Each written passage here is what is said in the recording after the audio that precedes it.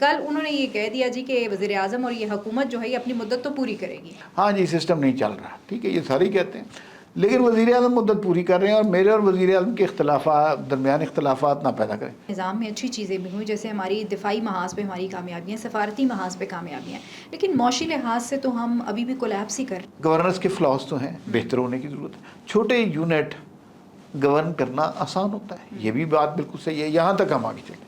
لیکن محسن نقوی صاحب نے جس طرح کیا وہ حکومت کو، سیاسی جماعتوں کو افینڈ کیا. اس میں انٹرسٹنگ ایلیمنٹ یہ تھا جلسے میں کہ لوگوں نے جو پلے کارڈز اٹھائے ہوئے تھے نا، اس کے اوپر یہ لکھا ہوا تھا کہ ہمیں لاہے عمل دو کہ آگے کیا کرنا ہے.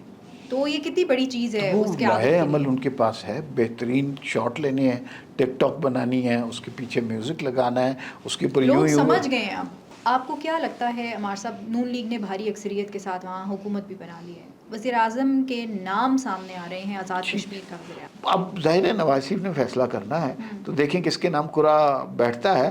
ٹیکنیکلی تو جو مسلم لیگ کا صدر ہے جس نے ساری کیمپین کی ہے وہی بنتا ہے.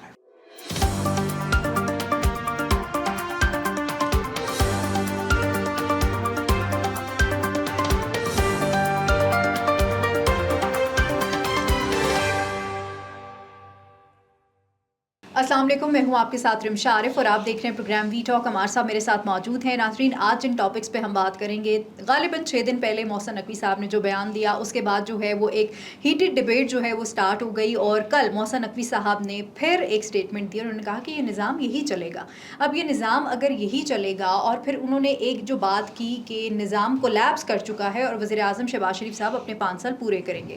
ذرا اس پہ بات کریں گے کہ اب جو ہے وہ آگے کیا ہوگا. کیا ساری سیاسی جماعتیں مل بیٹھ کے کوئی لاہے عمل بنا لیں گی؟ نئے صوبوں کے حوالے سے، انتظامی ڈھانچوں کے حوالے سے کیا ہوگا؟ اور انصار عباسی صاحب نے مقتدرہ کو ایک ہدایت کی ہے یا ایک سجیشن دی ہے، ذرا اس پہ بھی بات کریں گے کہ انہوں نے کیا لکھا ہے اس میں. اور کل تحریک انصاف کا جلسہ تھا پشاور میں، اس پہ بات کریں گے کہ وہ جلسہ کیسا رہا، اور سہیل آفریدی نے 27 ستمبر کی جو ڈیٹ ہے وہ کیوں دی ہے، اس پہ بات ہوگی. اور آگے جا کے بات کریں گے آزاد کشمیر کے الیکشنز کے حوالے سے. آزاد کشمیر میں 2 مرحلے تو الیکشنز کے کمپلیٹ ہو چکے ہیں، اقتدار کی دوڑ ہے اور مسلم لیگ نون نے بھاری اکثریت کے ساتھ جو ہے وہ کامیابی حاصل کی ہے. لیکن اب وہاں پہ جو وزارت ہے، یعنی کہ کرسی کے نام، وزیر اعظم کے نام جو ہیں وہ سامنے آنا شروع ہو گئے ہیں. وہ نام کون کون سے ہیں، ذرا اس پہ بھی آج کے پروگرام میں بات ہوگی. ویلکم ٹو دا شو عمار صاحب. سب سے پہلے تو ذرا بات کر لیتے ہیں محسن نقوی صاحب کی اسٹیٹمنٹ کے حوالے سے. کل انہوں نے یہ کہہ دیا جی کہ وزیر اعظم اور یہ حکومت جو ہے یہ اپنی مدت تو پوری کرے گی. بھائی محسن نقوی صاحب نے بڑی زیادتی کی ہے. بڑے لوگوں نے اپنی پرانی شیروانیاں نکلوا کر ڈرائی کلین کرا لی تھی. اچھا. کچھ نے نئی شیروانیوں کے آرڈر دے دیے تھے. لوگوں کے ذہنوں میں عجیب و غریب خواب آنے لگ گئے تھے. ہر آدمی تقریباً منسٹر یا پرائم منسٹر نظام ریسیٹ ہونے کے بعد بن رہا تھا، اور اس میں بہت سارے نون لیگ کے لوگ بھی شامل تھے. ظاہر ہے وہ اپرچونٹی کے لیے بہت سے لوگ منتظر ہوتے ہیں، لیکن وہ سارا کچھ فضل آؤٹ ہو گیا. شیروانیاں دھرے کی دھری رہ گئیں، اور وہ ڈرائی کلیننگ کے بل کے علاوہ کچھ بھی نہیں ہوا. محسن نقوی صاحب نے تو واضح طور پہ کہا کہ بھئی سسٹم کولیپس ہو رہا ہے. اچھا یہ تو ایک محاورہ سا ہے نا کہ ہاں جی سسٹم نہیں چل رہا، ٹھیک ہے، یہ سارے ہی کہتے ہیں، لیکن وزیر اعظم مدت پوری کر رہے ہیں، اور میرے اور وزیر اعظم کے درمیان اختلافات نہ پیدا کریں. بھائی کوئی نہیں پیدا کر رہا، آپ خود پیدا کر رہے ہیں نا. آپ جو کہتے ہیں نظام کولیپس ہو گیا ہے، یہ نہیں چلے گا اور سب کچھ، اور آپ جن لوگوں کی ریپریزنٹیشن کر رہے ہوتے ہیں، نمائندگی کر رہے ہوتے ہیں، ان کی طرف سے ایسی سٹیٹمنٹ آئے تو لوگوں کو فکر ہوتی ہے. ظاہر ہے. تو وہ سارا فضل آؤٹ ہو گیا. شہباز شریف صاحب دوبارہ 5 سال کے لیے ہیں. یہ میرے خیال میں یہ اتنی جلدی ہو بھی نہیں سکتا تھا.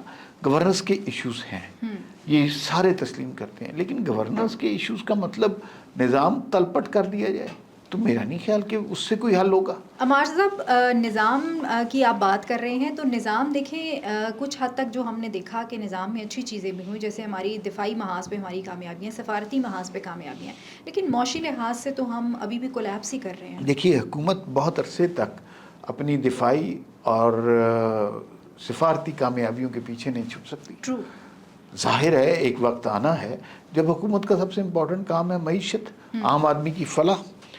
تو وہاں پہ تو کمپارٹ ہے، وہاں پہ تو کوئی جواب نہیں آ رہا مثبت، وہاں پہ لوگ پریشان ہیں، اور یہ حکومت کی ذمہ داری ہے. تو اس حوالے سے دیکھیں تو بالکل یہ ایک ایسی سچویشن ہے جہاں عوام کی مشکلات میں اضافہ ہو رہا ہے. خوشی کی کوئی خبر نہیں سنا سکے ابھی تک ہم. بالکل ایسا ہی ہے. اچھا آپ کو کیا لگتا ہے کہ دو بڑی سیاسی جماعتیں، ظاہر ہے کہا یہ جا رہا ہے کہ شاید وہ یہ بات نہ مانیں اس چیز کو لے کے، یا اگر آگے جا کے مان بھی لیں یہ والی بات، لیکن عمار صاحب اگر تحریک انصاف بھی، وہ میں نصرت صاحب کا ٹویٹ دیکھ رہی تھی تو اس میں انہوں نے لکھا ہوا تھا کہ اگر تحریک انصاف بھی جو ہے وہ مل جاتی ہے تو وہ کراچی میں MKM کو جو ہے وہ ٹف ٹائم دے سکتی ہے وہاں پہ، اگر یہ صوبوں والے سارے معاملات ہوتے ہیں تو. نصرت جاوید صاحب کو نا لوگ شاہ جی کہتے ہیں. جی جی جی. میں انہیں بادشاہ جی کہتا ہوں. اچھا. وہ بادشاہ ہیں بھائی، جو مرضی کہیں.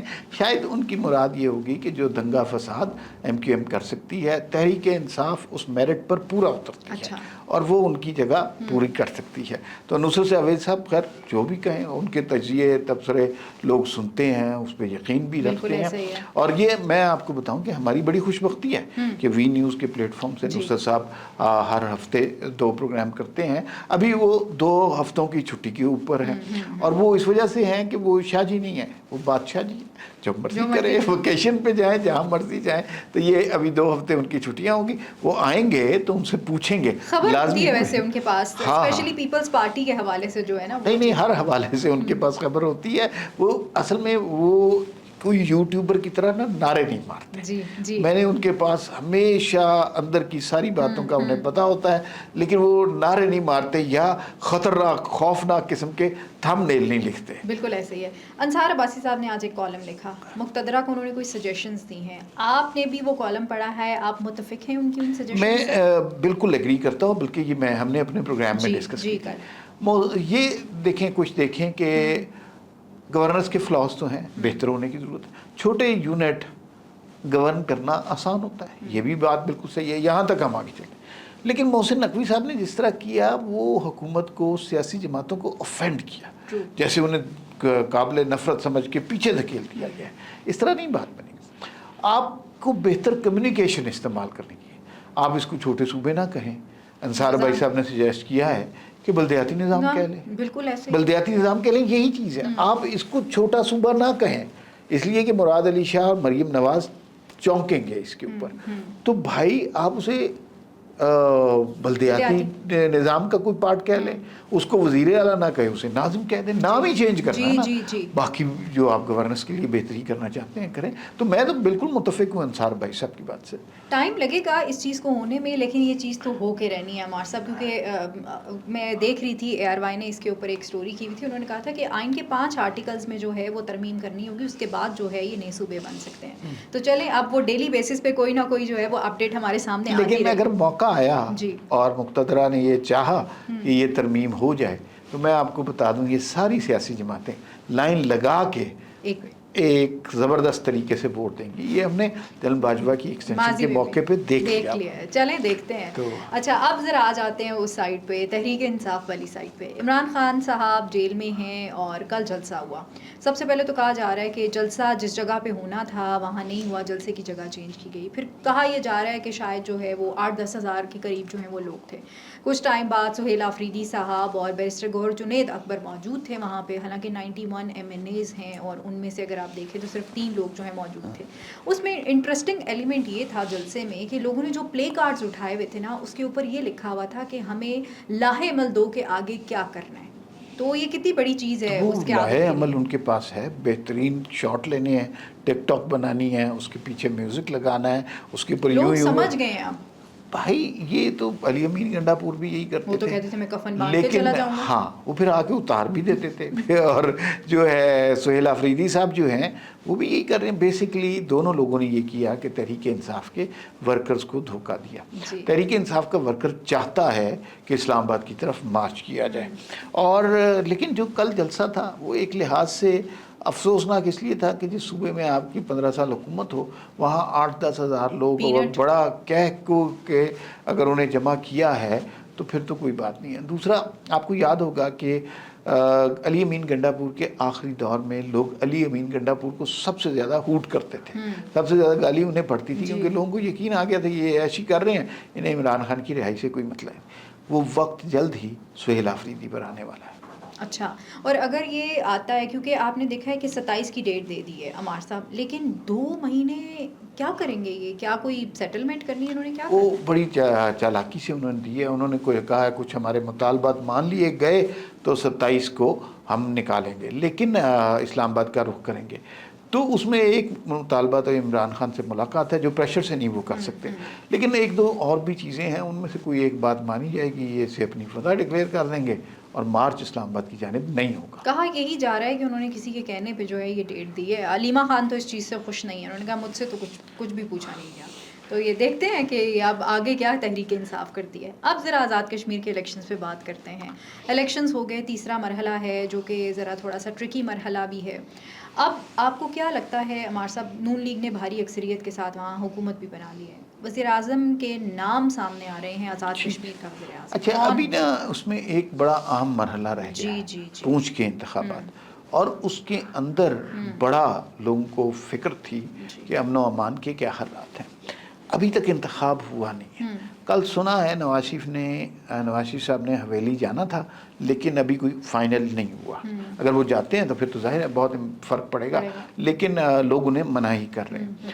اور یہاں پر آزادانہ یہ امپورٹنٹ نہیں رہا کہ کون جیتتا ہے, امپورٹنٹ یہ ہے کہ آزادانہ شفاف الیکشن ہو جائے. ایک دو حلقوں میں راولہ کوٹ کے پرابلم زیادہ ہے, پلندری کے ایک آدھ حلقے میں بھی کوئی ایشو ہے, تو وہ ذرا ہو جائے تو پھر تو یہ ہم کہیں گے کہ یہ انتخاب کا مرحلہ مکمل ہو گیا. نون لیگ واضح برتری حاصل کر چکی ہے, لیکن نون لیگ کے اندر بڑے چھپے ہوئے وزیر اعظم ہیں.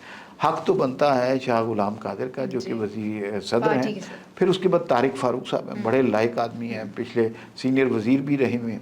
اس کے علاوہ جناب مشتاق منہاس نواز شریف کے بڑے لاڈلے ہیں, ایک نجیب صاحب کے حوالے سے بھی ہم نے سنا ہے. تو کافی سارے کینڈیڈیٹس ہیں. راجہ فاروق حیدر بھی ہیں. راجہ فاروق حیدر بھی ہیں. مجھے یہ لگتا ہے کہ وہ شاید اب اس ریس میں نہیں ہے because of his age issue. تو لیکن اب ظاہر ہے نواز شریف نے فیصلہ کرنا ہے, تو دیکھیں کس کے نام کرا بیٹھتا ہے. ٹیکنیکلی تو جو مسلم لیگ کا صدر ہے جس نے ساری کیمپین کی ہے وہی بنتا ہے. آپ کو لگتا ہے کہ وہ بن جائیں گے؟ باقی لوگ میں حتمی طور پہ کچھ نہیں کہہ سکتا. مسلم لیگ نون جب بانٹنے پہ آتی ہے نا تو پھر کچھ ہے, لیکن مشتاق منہاس اگر الیکشن جیت گئے, اگر الیکشن ان کا ہوا نہیں ہے, وہ بھی ایک اسٹرانگ کینڈیڈیٹ ہوں گے. چلیں, یہ انٹرسٹنگ ایلیمنٹ ہے. اب دیکھتے ہیں کہ کس کا نام جو ہے نا وہ سامنے آتا ہے. بہت شکریہ عمار صاحب وقت دینے کے لیے. ناظرین, مجھے اور عمار صاحب کو اجازت دیجیے. اللہ نگہبان. پاکستان زندہ باد.